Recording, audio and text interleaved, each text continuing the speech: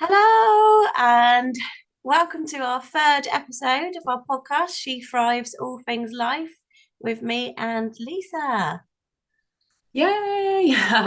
Good to see you all. We've got quite a relevant one this week for you. So, things that you can do to help manage Christmas stress.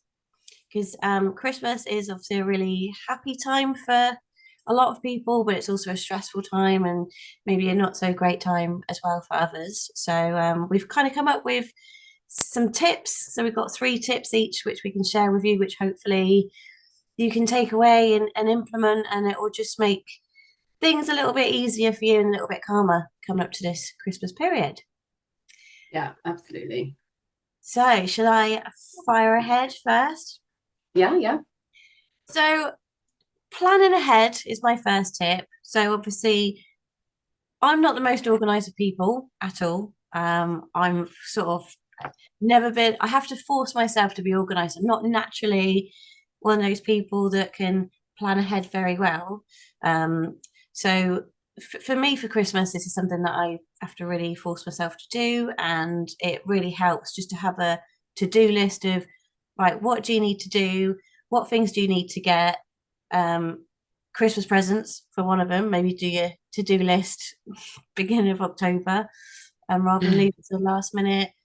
Like decorations, events, things like that. So if you are organised, you know what you're going to do, you know what you need, then even things like the Christmas tree. Obviously, if you leave that to the last minute, then you're going to get like the dregs. So you're best off sort of trying to not leave it until a few days before. So that's one thing is to it'll help you not feel overwhelmed. So that's my number one. Number two is about delegating tasks. So, try not to be too much of a martyr and do everything yourself. People are there to help you. If you're hosting Christmas Day, just say to people, right, okay, can you bring this? Can you bring that? Like you're on pudding duty, you bring the crackers, you've got the games, and it will just help to take some of the weight off your shoulders. And people don't mind delegated is absolutely fine. I wouldn't mind if I was going to someone's for Christmas Day and they said, could you bring a pudding? And be like, yeah, absolutely, that's fine. So just delegate stuff. And if you've got kids that are old enough, make sure that you get them to help you with the cooking and the washing up and things like that, cleaning the house. So yeah, try not to worry too much about asking people to do things to help you. They honestly won't mind. And then my third one is about maintaining healthy habits. So kind of touched on this last week about trying to keep consistent because momentum is the key to change if you're on your fitness journey, but also by staying consistent and trying to have continue with your healthy, balanced meals throughout the Christmas period as much as you can. This will really help to boost energy levels and your mood as well. So yeah, try and maintain those healthy habits as much as you can. Obviously on Christmas Day, you do whatever you like, or Boxing Day, whatever, but just they're only a couple of days, so just try and keep consistent throughout that period, and you'll thank yourself for it after because you'll be in a good place mentally and physically. So those are my Yeah, three. I totally agree with all those things. There's so much you could say about all these things. I feel like, and you got that thing going, oh yeah, and this thing and that thing. It's such a big area, isn't it? And I think, yeah, like a lot of the things that we were thinking to share are quite interwoven. And sort of like touching on some of those things you're saying, I was thinking, gosh, I know what it's like in my family and how things can be, like with delegating and stuff. One person tends to always take on everything and then gets like annoyed with everyone else. But then I find it's a funny time, isn't it, where we kind of get drawn into the whole family dynamics and you kind of revert back to being like the 12-year-old or the 15-year-old and like the rebellious 15-year-old or the tantrumy kind of like you'll have grown-ass adults getting into tantrums or arguments because everyone goes back into those old roles, like the critical parent role or the smothering parent role and whatever. And so I find it really interesting. So my main thing I always say is like just I guess it's about maintaining healthy boundaries. So do you? And this is something that I mean, when I was younger and a teenager and whatever, 20s or whatever, I did my own thing. And then I think the last maybe 10 years, I've kind of really been family are really important to me, and like family and friends. But I find I way overgive around these times because I want to see everyone or whatever. And I guess, we all have our tendencies. So I'm a big carer, I'm a big whatever. So we can end up being pulled into overgiving or overdoing some things that then, we might feel taken advantage of, or, worn out and drained, or, you realize the lack of it coming back. So healthy boundaries are so important. And I think, we can have a tendency to do everything for everyone else and then lose ourselves in amongst it. It's like, what do you want to do on the big day? Like I was saying to Laura, I find it really funny how on the radio or the TV, I don't even watch much of it lately, but like in the past, they all talk about this. There's a countdown to this big day of, which is Christmas. And for most people, I think it's just lounging around, eating loads of food, slobbing around, drinking booze, playing games, arguing. I don't know what else people do. That's my family anyway. And actually it's like, do I want to do that still? Like, okay, we did that before, but and it's about, honoring ourselves and what we really want. Yeah, okay, be giving and caring and spend time, but also, know where to draw the line and what's good for you. I feel like that's really important. And okay, I guess that it goes on to my next point is like prioritizing self-care. That in itself prevents us getting to a point where we're burnt out, we're annoyed, we've had a bust up with our brother, or like whatever's happened. And then you regret things. Like, how about we just try, like, we preempt what can happen, set the healthy boundaries. That is, self-care. But also, I guess, again, like with what Laura was sharing, um, it's okay to let go and indulge a little bit, and actually, especially if we're tight on health game, a fitness, and a diet's really good. It's actually quite nice to just be like, well, pass me the chocolates, pass me the I don't know, the peanuts and all the stuff, and that's fine. But I tell you, I've noticed if I give into that, where they try and push you, the supermarket way back in, I guess, November, I have had a couple of mince pies already. I'll be honest. I do love a mince pie, a good one, healthy one. Um, but yeah, if you let yourself go, like with all the temptations, over a whole month, that's really hard to come back from. So yeah, definitely like really enjoy the few days of, it's so nice having everyone off the same time. I think that is the one real joy of Christmas. And, it's kind of like there's no excuses. You can actually see each other. So, enjoy that, not hold back. But then, yeah, just like not give in to the, because it doesn't take a long time to make or break a habit, and you can break one a lot easier than you can make a new one. So and then my last one is like reframing what the holiday period is, and embrace the season. I think for me, when I kind of started being more spiritually awakened, I guess, and realizing a lot of it's commercialist, and and I don't have kids, I guess, because I guess a lot of the magic is around your children. But sometimes for me, I just think, what a load of shit. What is this stuff? This big day, and like this push to buy all these presents, and everyone's getting stressed. My sister, like slams the credit card and then gets stressed about it. Like I tend to sometimes see the negatives of it. But actually, you can reframe that and embrace it as it's really beautiful coming together. I feel like it's like I love festivals, and summer for me is all about festivals. Um, and so this is like the winter festival, really, is Christmas. Like I love Winter Wonderland in London. I don't know how many people may have gone there, but it's just like it's winter festival, and it's just like Christmas has exploded everywhere.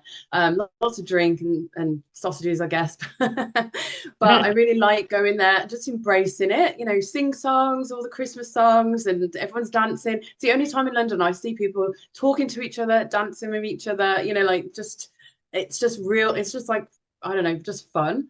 And I like to embrace that. It's dreary. It's like dark at 3. It was dark already out at, like where I'm looking out the window. It can get really depressing. So I really enjoy, walking around, looking at the lights. I live near, Oxford Street.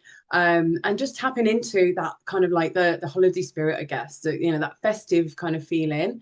And I know there will be people who are watching this who are kind of the same. They're not all in with Christmas, but actually, if you see it as a time where more likely to be able to get out of work early, or do more things, or things are going on, like get out there, enjoy it. Like I can easily be a hermit, and I know there's a lot of people who can. It's freezing cold, it's dark, who wants to go out there? But actually, when we do and tap into it, it can feel really joyful, it can feel really nice. And it's that collective energy as well, when everyone feels that and like comes together in, like in a pub doing their thing, or even, when you go to the gym classes, there's just something different in the air.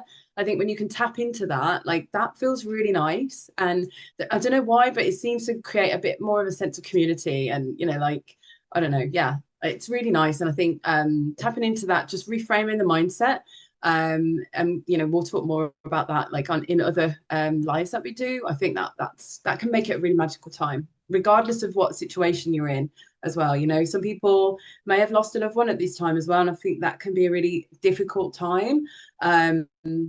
I know with us, we lost my nan on Christmas morning a couple of years ago.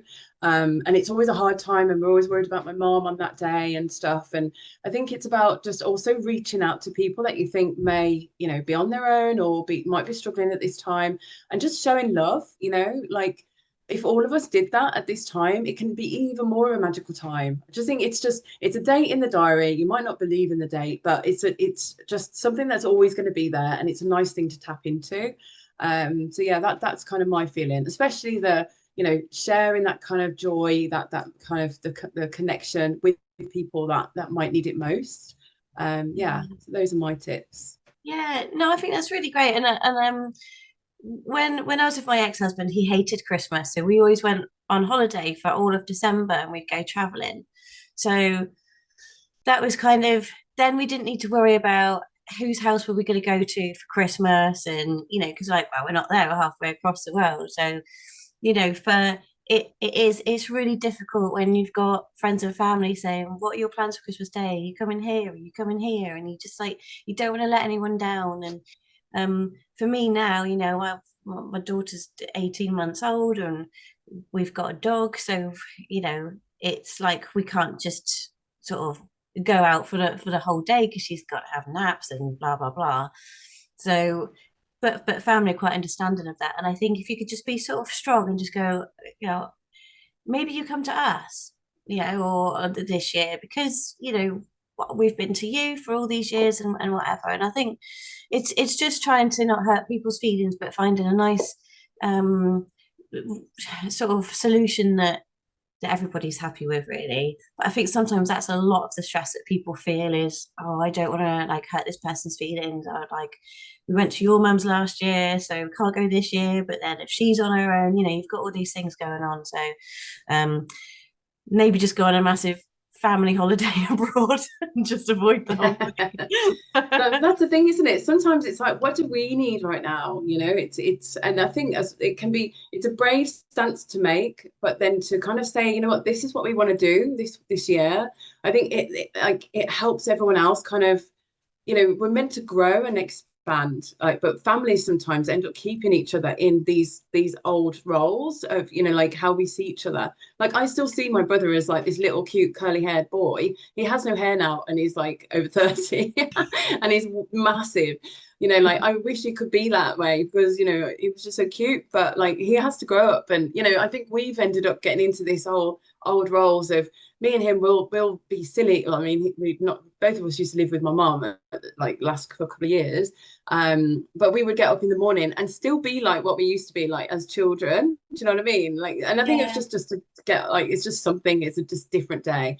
But I think a lot of people, if you're not careful, you can end up going back into the old roles. But Oh, actually, it's a really great time to bring things forward and like grow together as a family. But it takes someone to actually change that, like make a change. mhm. But I think when it's done from the heart and with good intentions, it's always gonna be good. Yeah. So yeah. But yeah, so that, and do you know what? It's interesting. There's been lots of snow, well, like little patters of snow falling just as we've done this call. So Christmas is coming, I whatever that just love the means. snow. I'm waiting for it to come But near. yeah. But yeah, I think that's the main thing, isn't it? It's about kind of like keeping to the healthy habits that we know are important to us, and but embracing this time. Like, I guess it's that we if we can embrace each season as it comes around and really see the joy in each one, like that's amazing life. Like we're kind of rolling with the punches as well. Yeah. Yeah, So yeah. definitely. Okay, well, so these were our tips for managing the holiday stress or Christmas kind of challenges and kind of the pressures that come with it. And then our next live will be. So, well, our next live. So I'm actually on holiday. So, like I said, get away for Christmas. I'm Oh coming back yeah, that's true. a few days before. But yeah, our next live will be um next Friday. So the That'll be the 15th. 15th.